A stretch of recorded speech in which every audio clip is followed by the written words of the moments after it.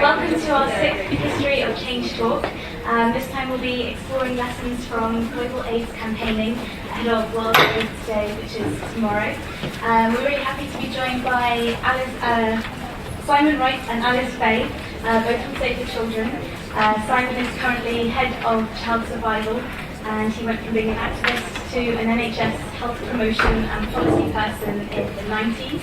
He worked for the All-Party Parliamentary Group on AIDS between 1999 and 2002, and then became head of the HIV campaign at ActionAid the first half of the 2000s, which included chairing the UK NGO AIDS Consortium. And Alice is the Senior Humanitarian HIV Advisor here at Save the Children. She's lived and worked in India, Pakistan, and then the Democratic Republic of Congo and Eritrea before moving back to the UK. And she's worked in both emergency and development contexts and has been working exclusively on HIV for the past 10 years. Both of them have been very kind and offered to answer questions at the end, so we'll have about 20-30 minutes to do that. If you'd like to raise your hand, I will come and bring a microphone across to you, or if you're joining us on link, please use the message box and I will be able to communicate your question for you.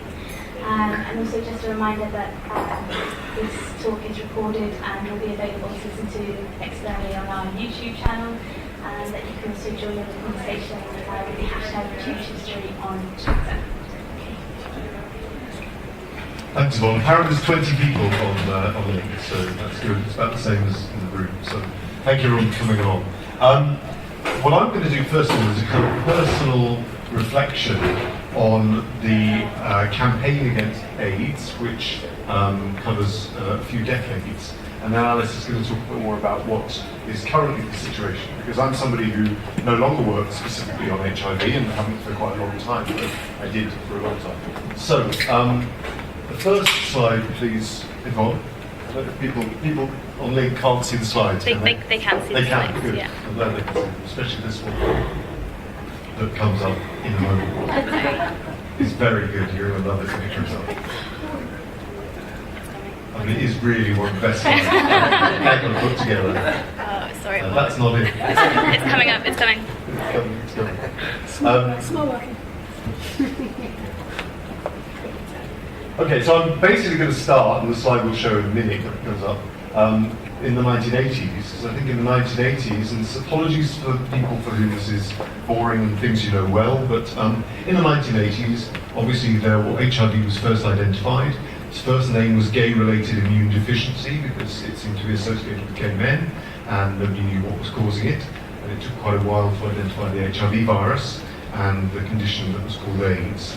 And what the slides will show you at some point, because we're not looking at links. Okay. Oh, there we go. So this is some of the media in the 1980s to try and explain that context that's going on. That's very famous, this "I'd shoot my son if he had AIDS," says Vicar. But generally there was a panic going on about HIV, and it was very linked with homophobia.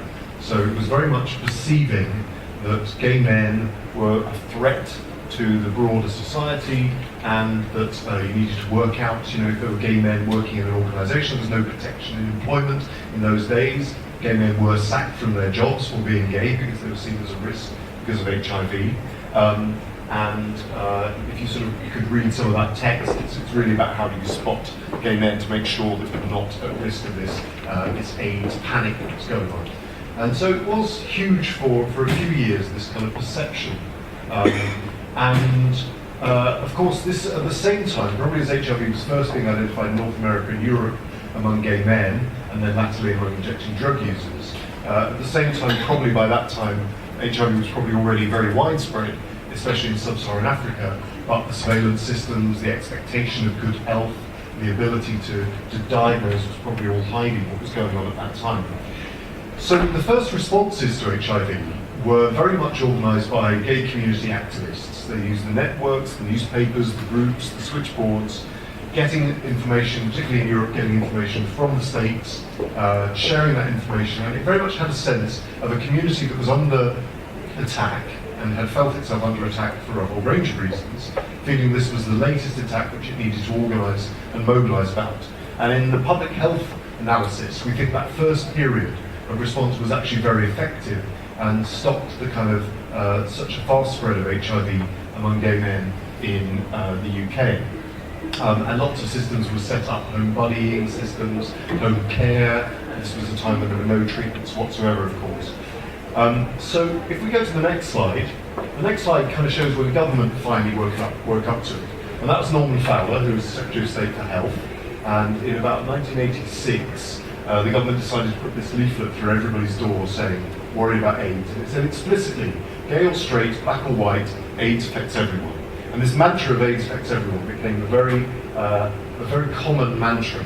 And you can see that advert there saying everybody needs to get an HIV test. Him, her, doesn't matter. There was a really deliberate association for very good reasons to disassociate HIV from gay men. The feeling of this perception of this homophobia that had grown, the kind of attacks that were going on, and in order to build support for the topic, there was a very deliberate attempt to disassociate it from gay men. Now, in some ways, that was important and very good, and I would argue that the kind of generation of politicians, policymakers around that time were very influenced by this, and they understood that a kind of positive, liberal response to the HIV epidemic was not to blame people, not to try and criminalise people for sexual transmission. All these things were discussed at certain times. But instead, the government, and Norman Fowler was persuaded by people that it was much better to support people, to provide condoms, to provide needle exchange, instead of trying to maybe criminalise homosexuality more, that could have happened around that, to penalise people with HIV. So there was this response which took a kind of broad, and I would say a kind of more of a rights-based harm reduction approach to HIV. But many people felt by the early 90s it had gone too far. And in fact, there was some very important analysis by some people who led to them setting up GMFA in London, which showed that despite actually almost all of the transmission of HIV being among gay men or among injection drug users, by the early 90s, none of the work that was being done to prevent HIV was targeting these groups at all. Everybody had so taken on board this principle that AIDS affects everyone, it's nothing to do with homosexuality, that actually everything had stopped, and there needed to be, this was called de-gaying and re-gaying of AIDS. And for me, kind of when I got involved in health was that kind of re-gaying period, setting up gay men's health projects that tried to tap back into a sense of empowerment and rights around how gay men were going to protect themselves from HIV, and not so much the kind of Norman Fowler, don't die of ignorance, here's a leaflet, now we'll all be right, of course. So really kind of interesting era, and I think basically the point I want to make is that I think what happened in the 80s and in the 90s in Europe and North America helped to set the scene for what happened later when we started to talk belatedly about AIDS or HIV as a global problem. If we look at the next slide, another bit of context is important, which is in the United States, the fight for treatment access was very different to how it was here in the UK. In the UK, maybe we were just a bit more trusting that at some point the NHS would make the right decisions about what medicines are available and they would be available to all. In the United States, with their healthcare system, they couldn't assume this at all. And ACT UP was one of the most active groups fighting for access to AIDS treatments and medicines, even at their very earliest experimental stage. And they used a lot of tactics like that to die in, people would die, fake blood would get thrown everywhere, there were very confrontational occupations, a very strong campaign, and perhaps kind of still a really existing model of campaigning. But I guess the point I want to make out of this is that these were led by people with HIV, or people who certainly were very personally affected by the HIV crisis, and their lives depended on their campaigning. It made it a very different style of campaigning, which is why certainly plenty of people thought it was too radical, too aggressive, but why actually it made sense to those people. Okay, the next slide. So really, by the sort of 90s, the late 90s, we're in quite a different era. And the reason why Yvonne mentioned I went to work for the All-Party Parliamentary Group on AIDS in 1999 and left in 2002 to go to ActionAid is, for me, that encapsulates an era where by 1999 we were still talking about primarily the UK epidemic, sexual health in the UK, the role of the NHS, the role of community groups, treatments and prevention. But by the time I left, the world had switched to talking about HIV primarily as a global development problem affecting developing countries. And there was a whole series of processes that led to this, primarily based around the statistics, of course. So once we started to have statistics showing that in some countries we were getting towards 20-25% of all adult people having the HIV virus and testing positive for it, then the scale of the problem became very clear. And a lot of thinkers and analysers started to say, this is a threat to stability, countries are going to collapse, they're going to lose the productive adults, so you'll have children, and you'll have the elderly, and you'll have lost any kind of economic development in those areas. States are going to become more fragile and collapse. Police forces, army, coups, people did anticipate a lot of these things happening. And in 2000 they held a UN Security Council meeting on AIDS, the first time they ever did on anything that was on a health topic. There was also, in 1996, UN AIDS was formed, and again that was unprecedented. That brought together all the UN agencies with an interest to form a new UN agency, a joint programme as it was called, to talk about HIV, recognising it wasn't just a health issue, it wasn't just a kind of legal issue, it needed to bring together everybody. So the scale of the epidemic was becoming known, and also crucially that the profile looked very different to the profile of it in Europe and North America, in that it appeared much higher rates of heterosexual transmission. And of course, by 2003, so the G7 meetings around that time formed the Global Fund. They decided they needed a fund to be able to fund the fight against HIV, medicines and prevention. And then 3x5, that logo in the top right, was a WHO program launched by the World Health Organization, basically saying that there were at that point they calculated 40 million people living with HIV, of whom they calculated 8 million needed antiretrovirals urgently.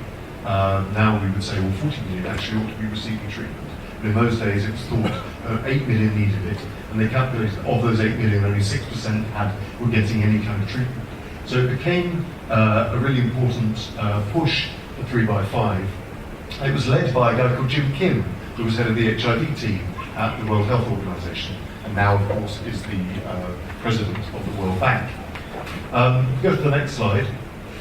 So the other type of campaign that was going on around this time was particularly seen in South Africa. And in South Africa, the Treatment Action Campaign had been formed in 1988, and had been formed by lots of former apartheid activists and gay activists as well. The guy who became the kind of figurehead of it, Zaki Ahmed, had been both.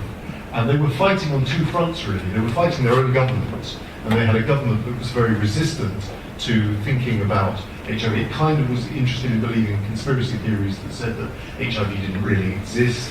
It was something to do with Western lifestyle. There was no real evidence. It was a conspiracy by the pharmaceutical companies. That was the kind of argument from President Mbeki in South Africa and Manto Tshabalala-Msimang, who was the health minister, who was a big target and had kind of generally handled it very badly and very ineptly. But they were also fighting around the pharmaceutical companies around access to these medicines, the first ones that were available. And this court case, the bottom left there, is very significant for so many reasons, and especially even for us in Save the Children these days, I'll talk about it in a moment.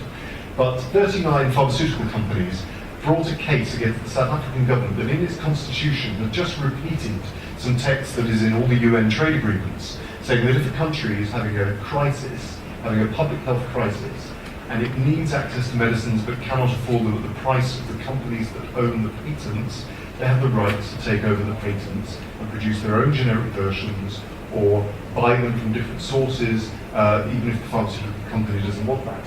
And 39 companies decided to take the South African government to court and try and stop them from exercising this right.